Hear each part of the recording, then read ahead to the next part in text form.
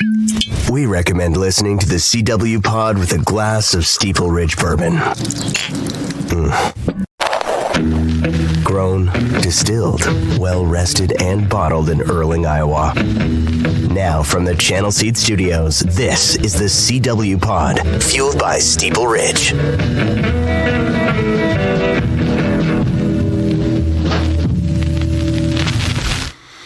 What is up? Welcome to CW Pod here on Iowa Everywhere. My name is Chris Williams, joined as always by Aiden Wyatt, who's producing today's show. And in front of me, I have a bottle of Steeple Ridge Bourbon. It's the black label. It is my favorite. I would highly encourage this as the weather starts to get brisk. I wouldn't say it's like winter yet, but it's certainly leaning that way. And there's nothing I love more on a winter's night than a cold glass of Steeple Ridge Bourbon over a rock, baby. Black label is the good. If you don't drink a lot of whiskey, get the white label because it'll ease you in there just a little bit more. We have a lot to discuss today, and I've specifically held back on this topic for a week because I wanted to let it marinate. It is just going to be me. As I want to talk about the deterioration of local media, specifically in our market. This is no victory lap over. It made me sick. What happened last week at the iHeart building where I used to work. And I want to talk about not that individual situation because situations like that are happening all over the country. But what we're trying to do here, why we're trying to do it, and really just educate our audience because I am a firm believer in transparency. And if we could just be incredibly transparent about what we're doing, why we're doing it, then I think it makes you, because the reality is that you all have ownership over what we are doing at Iowa Everywhere. And I've learned this with Cyclone Fanatic. Without you, the audience, we have nothing.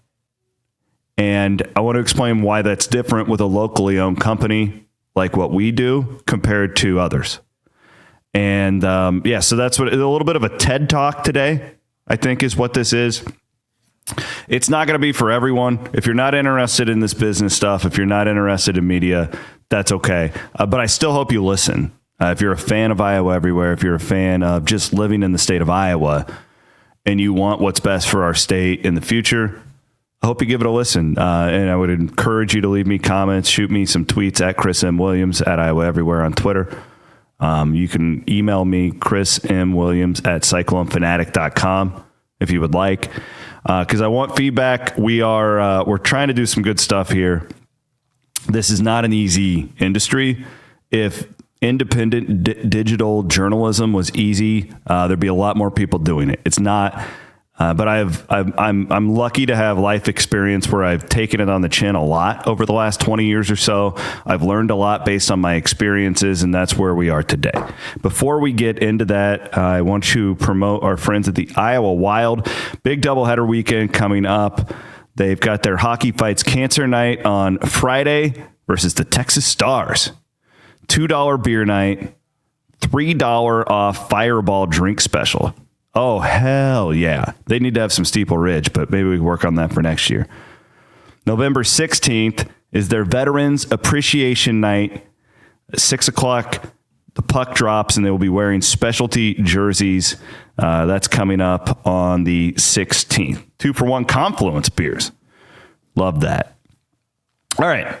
The old TED Talk. And I apologize if I ramble here. I'll try not to.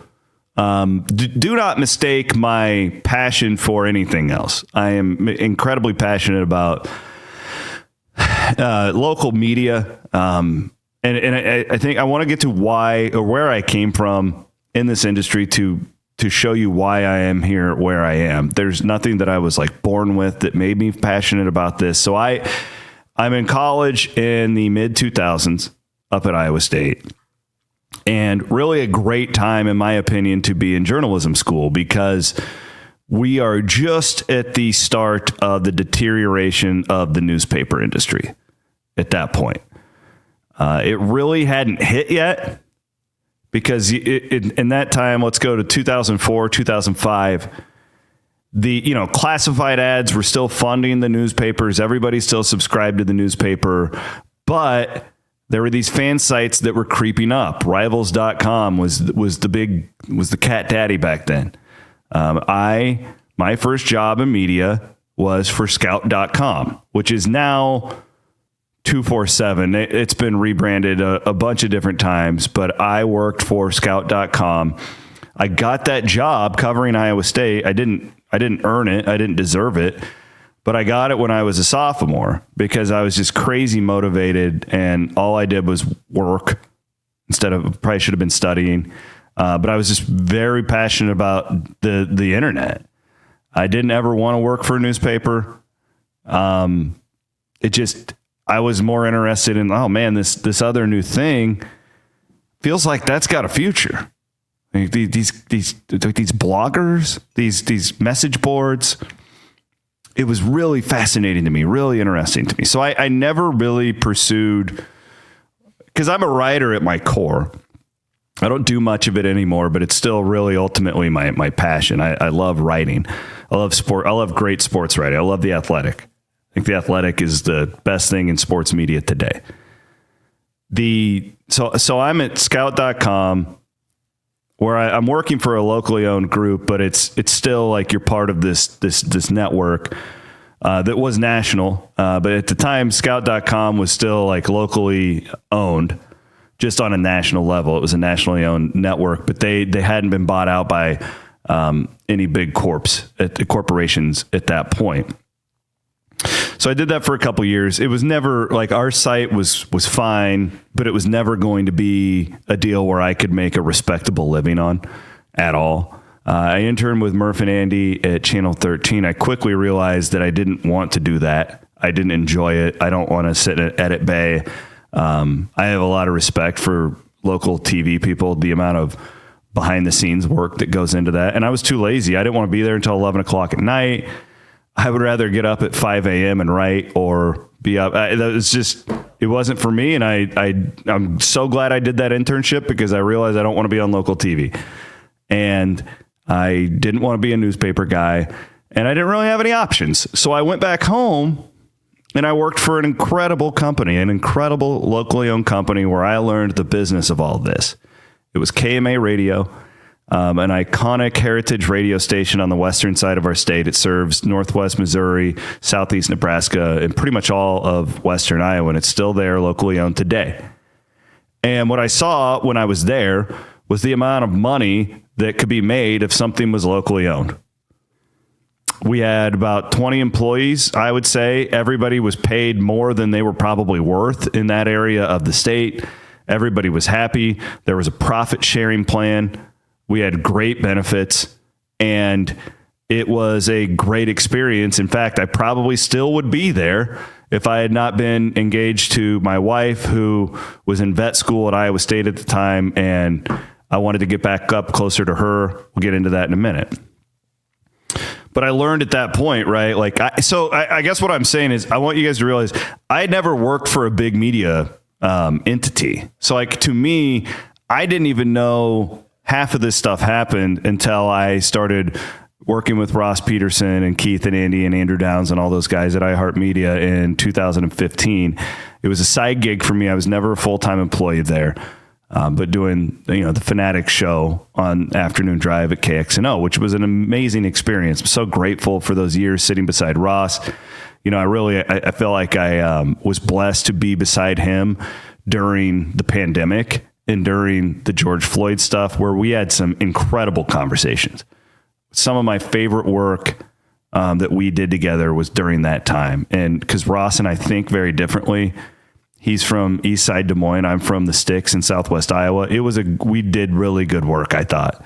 All things considered, no sports to talk about. We had fun, and I hope we put a smile on people's face. So I don't really look down upon my time at iHeart, other than the time that they fired me and brought us back and all that stuff. But whatever, I get it. It wasn't people in Des Moines who wanted to do that. And that's where I want to start with this and everything that happened last week.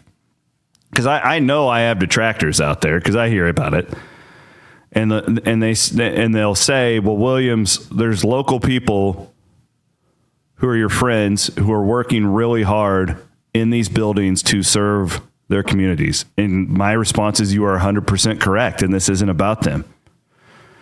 It's why I still subscribe to the Des Moines Register, even though I wish that more of it would go and support my friend Travis Hines and less of it would be, Gannett suits and bleeding newspapers all throughout America. I wish my subscription dollars went to Tommy Birch and Travis Hines and all those people. I don't know how much does, but I'm guessing it's not very much. We desperately need watchdog journalism in our market. We desperately need it. We need people covering city council meetings. We need school boards covered. We need elections covered. We need to hold powerful people in check in our community. And my fear, before I get into what we're trying to do, my fear is that we're not doing that at Iowa Everywhere. That's not what we do. So for me to come on here and if I would be cheering on the death of these, no, that's not what I'm doing. I'm fearing for the future. And that's why I want to tell you what we're trying to create here and how we're trying to do it. Transparency, trying to be very transparent with this whole thing. That's why you need to watch Amber Alexander's weather forecast and share them with your friends, right? We don't make any money on that. We lose money on that, just being brutally honest with you. But we're trying to grow in ways that are more than just sports so that 10 years from now, when all this stuff is completely deteriorated, we've got a core ready to go to serve our community. So again, none of what I'm about to say or saying it has anything to do with local people who are on the air behind the scenes. For the most part, not all the time, there's some corporate shills that don't give a shit about any of us. And I've experienced that. It was one of the reasons why I left iHeart in the first place. It was great when I got there, and then they brought in all these people from out of town, and they didn't care about Des Moines. One of the reasons the locally owned thing works is because we all live here. We all care about it. Our kids go to school here with your kids. We're shopping at Fairway right next to you. That's one of the reasons why the locally owned thing works. And then there's the business side of it. I want to give one example here that I think it's crazy with the iHeart layoffs last week. I want to give the example of the city of Ames, Iowa. The city of Ames has the biggest university in our state, enrollment-wise, is in Ames, Iowa, that currently doesn't really have a functioning local newspaper. There's a couple employees, but Gannett has basically rolled the Ames Tribune into the Des Moines Register. They're still serving it, but it is a shell of what it was. And now KASI radio is it's still on the air, but it's all but dead with people serving. Mel Crippen got laid off last week. Justin Miller was doing all the Ames games on KASI. He got laid off last week. So how can Ames, a city that big, have no media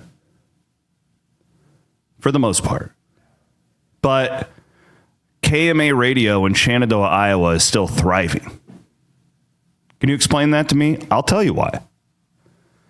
Because Ames was too big back in the day. It was they saw profit in Ames, so it got bought up by national media. Well, now, because of how media has changed, it's no longer big enough to make a dent in the bottom line, so they've completely axed it. And the people making these decisions, Justin wants to serve Ames. He wants to be covering those games for hardly any money whatsoever. I promise you that. So did Dave Sprout, did it for a long time. BJ Shaban did it back in the day. Half of my interns have interned at KASI. That's where Bloom and I started our radio career, was at that station. The people care and they want to serve it, and the city of Ames demands to be served. But the problem is there's nothing they can do to keep it because there's not enough businesses. There's not enough money that can possibly go into that market that will ever catch iHeartRadio's attention in New York City. That's the problem. It's not the product. It's not the people. It's the setup. If that station was locally owned, it would make money. I promise you. Unless you just weren't trying. So, at the end of the day, all these companies, and this is where it's like, this is not me just being a hater. We're all running businesses here. And we all have to turn a profit. And the difference is it's really about overhead and it's about debt. Okay, now I'm getting really boring here, but this is the nuts and bolts of why what we're doing is going to work and why we need you to continue to support it. And by I say that, it's like going to our advertisers. We don't have anything for pay yet. We might in the future, like a bonus thing. It's that type of thing. But it really is about overhead more than anything. So when you're a company and you own, let's just throw out a number, 100 TV or radio stations, they're not all profitable. In fact, maybe 15 of them are, 25 of them are. I don't know. Just throwing that out there. So when, let's say, a Des Moines entity is profitable, like we have really, from what I know, we have very profitable entities in this city. KXNO makes money. Channel 13 makes money. KCCI makes money. But it's because our market supports these things. We have a very engaged media market here in Market 91 or whatever the hell Des Moines is at this point. But the problem is when you make that profit, the profit doesn't stay in Des Moines or Iowa. For the most part, they're not doing like profit sharing or stuff like that I know of at most of these companies. It's got to go and pay for that KASI in Kentucky that, completely hemorrhages money. It's an overhead type thing and it's a debt thing. So we don't have that with what we're doing. And I've learned this through my time at Cyclone Fanatic. And the reason that I'm sitting here right now is a man named Jason Luch. I was at KMA. Luch had known me through Cyclone stuff I had done. I had written freelance for Paul Clark and Rivals for a while. I had been at Scout, and Luch, this whole thing started because Luch and a couple of his buddies were diehard Iowa State fans. And they said, screw it. Nobody covers us the way we want to be covered. And Luch, and a man of his means, and his friends said, we're going to buy up this message board and we're going to create a media outlet. And they hired me to do it. Well, I was lucky, right place, right time for me, because that company didn't make money for, I don't know, I haven't asked him, but I'm guessing 5 years where we were losing money. But you could see us, we were climbing the mountain, right? We were climbing the mountain slowly, but surely we were getting where we wanted to be. Now a very profitable company. There's been a lot of bumps around the way. COVID, bad teams. God, that one year when they were 0-22 and COVID was going on at the same time, there's been some lean times at Cyclone Fanatic, but they were patient and we were locally owned. If we weren't locally owned, they just would have cut us. Right? So we had the time to be able to do that. But I had a patient owner who, as Matt Campbell would say, trusted the process. And he saw the rainbow at the end of the tunnel. So the other thing I want to talk about is, the people who are in these companies right now. If you think that Iowa everywhere is the enemy, this is why we're not. Because I told you 2 years ago, I go, more cuts like this are coming. Like it doesn't matter what we do locally. More cuts like this are coming. And I would say it again.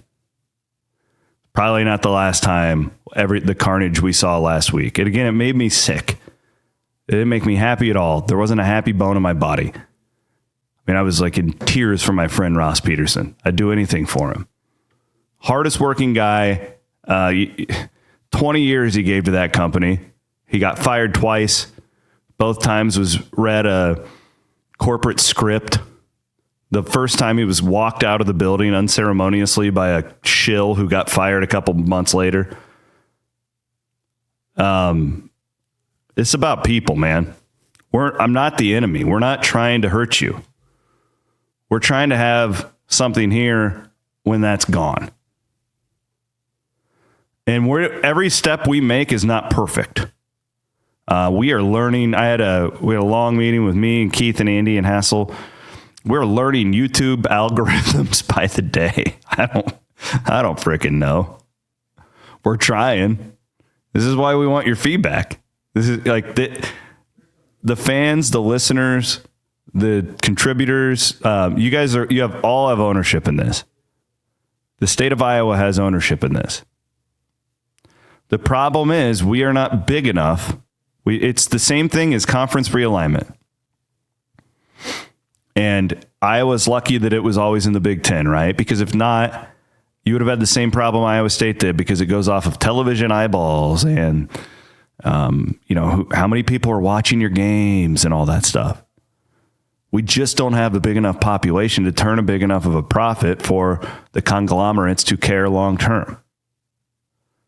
This is not against the people. I love the people. I told Aiden before we started this, I want a healthy media ecosystem here because it's important for the future of our state. I'm not going to be doing watchdog journalism here at Iowa Everywhere. I hope so down the road, but in the next 5 years, I find it really difficult to imagine. So that's why we can't just quit buying the Des Moines Register. We need these things. But we've got to have a way. We've got to set some things up for local ownership to be here to pick these pieces up if and when the implosion finally comes. So I don't know, so you may be asking where do we go from here, right? Well, we brought on Keith and Andy, which was awesome. We're constantly looking to evolve to give people the content that they want. Up until now, we've been a sports for the most part. We have Amber, who is doing a great job doing local weather for us. We have been very purposeful to not get into politics. Hassel and I from day one had that discussion, and if we could do it in a way where it wouldn't tear apart the listeners, and then we would. But the problem is we still want you guys to be a part of it. And as I've learned with Cyclone Fanatic, in our forums, it's just really hard for people digitally to be constructive when it comes to that. Maybe in the future we'll do some stuff.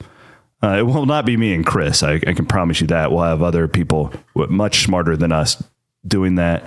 But my goal for this thing is to keep growing in a way that makes sense and to give young people who want to do great work, who are passionate about journalism and media, give young people jobs. Because that's a number one important thing for me with this is in 10 years, we have 10 to 15 young journalists and give them a place where they can grow and serve our communities. It's the other problem too with what's going on now in the corporate world is a lot of times, these established journalists will either get laid off or retired. Well, first of all, it'll take them 6 months to replace them because they want to keep the profit there, save the money. But then when they do, they're often not hiring a young person right out of college. Great for them. I'm glad they're getting the opportunity, but the coverage drops off tremendously because you're not as good at 23 at anything as you are when you're 50. Other than football, probably. 50-year-old may have a tough time with it, but you know what I'm saying, especially in this world, contact, sources, writing. That was a terrible. I still think I suck at writing and I'm 40. I tell you, I really sucked when I was 20. But that's why we're here.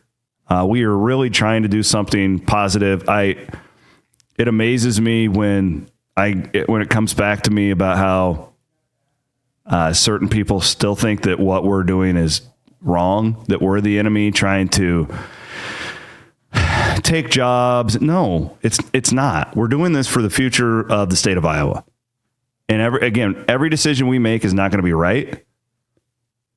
We've already made some wrong decisions. But we have really smart people who care. Getting guys like Keith and Andy to come in and care about this. You know how invaluable that is? Sure, their show brings in advertising dollars, of course. I I told Keith before we even had that deal when I was recruiting him, and I said, the biggest thing I want from you is your brain. You could never do a show, but you're valuable to give us insight on all of this. That's what I want more than anything. To have a guy like Andrew Downs, who ran KXNO for however many years, even when he wasn't the title of program director, he was running it. That stuff, it all adds up. So we have really smart people. We have people who really care. Guys like Matt Van Winkle and Aiden Wyatt, who are just selfless. They're behind the camera more than they're in front of it. And they've bought into our vision. And that's why I wanted to do today's show, because I want our audience to be as bought into this as possible too. We do opinions. You're not always going to like what we have to say. That's fine. We're not here to just hold hands and sing Kumbaya together. Sometimes I'm going to say the Hawks suck. And so we'll hassle on the Cyclones. But we need your support. And again, like last week's, I got so many. I was out in Charlotte doing some work with racing, and a lot of this was going down. And all my Twitter feed was, you got a big Iowa State game coming up. And it was just people wanting, thoughts on Ross and, just everything that happened last week. And it's, the Ross thing, and he's going to come on the show at some point. The Ross thing made me really sad because I know everything he's done for that place. When they laid off John Sellers, most of you don't know who he is, but he was an engineer for us. Ross and I did a ton of remotes, and he just never got replaced. So Ross picked up the pieces and started running equipment around and setting it up, and he never complained. When we had a producer quit, which happened a lot with our show, for some reason we couldn't really keep one for a long time. Ross would just sit in there and fill on the board, and just doesn't get paid extra, just does it because we're all coming together. And there's people who are doing that right now in that building. The one that bothered me was, Justin Miller. That's the one that just got me irate last week. Cause it's just like this kid who's just so nice, and he cares so much, and all he wants to do is do anything to be on the air and to help the product. And I don't know what he was making, but it can't be much. And just they're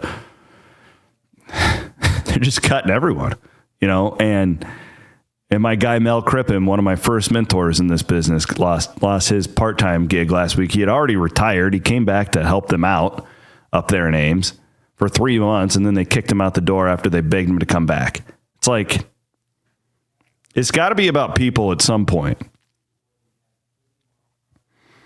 It has to be. It has to be about people and not profit at some point. And again, I'm not hypocritical. We are a for-profit business at Iowa Everywhere, and Cyclone Fanatic too. This is not a charity. Just want to be very clear about that. But it has to be about people first. And if you do that, then the profit will come later. Because if we're paying our people better, they're going to work harder for you who are consuming the product.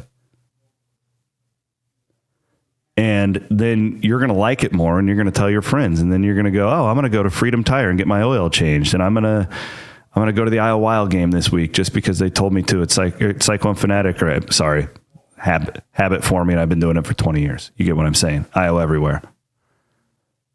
So I hope this, and I would love to take questions. Tweet at me, email me. I've laid it all out there. I've done this a little bit before, but really wanted to take time after everything that happened last week, because there's so much crossover with us, and we're such good friends. That's the thing. It's like, I have a lot of good friends in that building, and I'm glad that not all of them got laid off, but a lot of them did. And we saw it coming. We saw it coming, and I'm not happy about it at all. It'll happen again, and it's not just iHeart.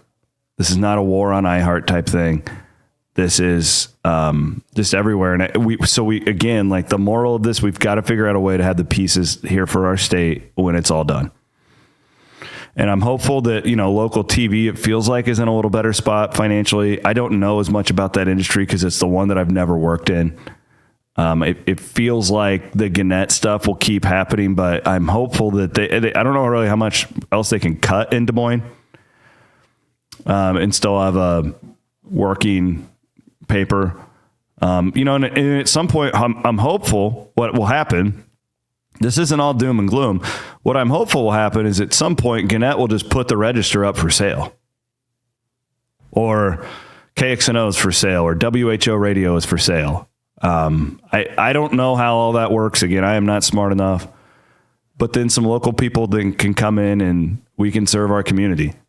And it'll be profitable, but you've got to get rid of that overhead and you've got to get rid of that debt. Like, that is the number one thing. And until then, I have a hard time seeing how this market is going to grow based on all those problems that we have in our industry. We don't know it all. Certainly don't. We are open to criticism. We are open to comments and suggestions when it comes to our content. But there you have it. There's my TED Talk. That's about 30 minutes on this. Told Aiden I'd go about 25. So that's actually pretty good that I stayed under 45, if we're being honest. I want to thank our sponsor, Steeple Ridge Bourbon. Of course, we are in the Channel Seed Studios. Steeple Ridge Bourbon. Go out and buy a bottle and tell my friend Pat Hoffman in Earling, Iowa, thank you for supporting us. He came in not on day one, but it was darn close. Channel Seed on day one, Fairway on day one. We had a lot of people who bought into this before we'd even put a show up. And that first show was a train wreck. Hassel was talking into a backwards microphone. But I'm glad that we're still here, and we wouldn't be here without all of you. We don't say it enough in this industry. We appreciate you. You all have a million different ways that you could be entertaining yourselves, but you've chosen to hang out with us here at Iowa Everywhere. Thank you. Have a great rest of your week.